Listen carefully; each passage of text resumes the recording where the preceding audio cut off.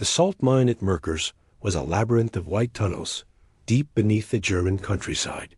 For Lieutenant Clare, a former art historian turned monuments man, the air down here didn't smell like war. It smelled of ancient earth and something else, the faint, sweet scent of oil paint and old wood.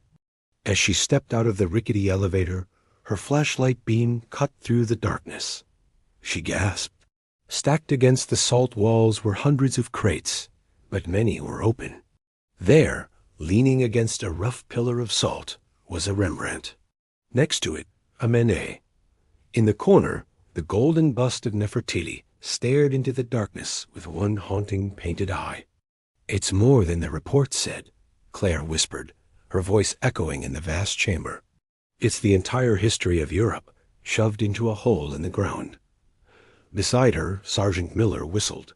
He wasn't an art lover. He was a combat engineer who had cleared mines from Normandy to the Rhine. "Is it true, Lieutenant?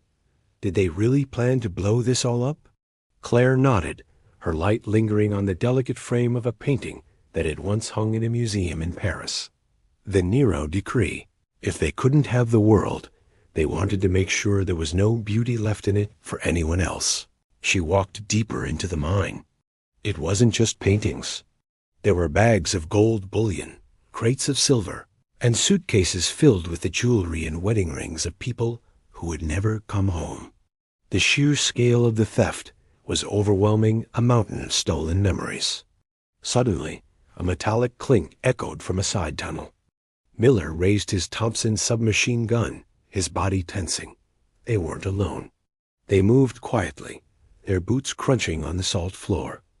In a small alcove, they found a man. He was old, wearing a tattered lab coat and thick spectacles, clutching a clipboard like a shield. "Don't shoot," the man said in broken English. "I am Dr. Keller. I am the curator of the shadows." He had been tasked by the retreating German forces to set the demolition charges. But as Claire looked at the floor, she saw the wires had been cut. The explosives lay in a pile, useless. "Why didn't you do it?" Claire asked. The old man looked at a Titian painting, leaning nearby, a masterpiece of light and color. "Because a man can live without a country," he whispered. "But a world without this is not a world worth living in. I could not be the one to turn the lights out forever." Claire lowered her guard. She looked at the thousands of masterpieces surrounding them. Outside, the world was still smoldering. Cities were in ruins, and the tally of the dead was still rising. But here, 1,000 feet underground, the survivors had kept a spark of human soul alive. "Miller," Claire said, her voice steady, "radio the brass. Tell them we found it." "All of it?"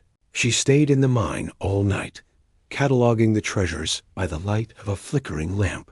As the sun rose far above the surface, Claire realized that the war wasn't just about territory or politics.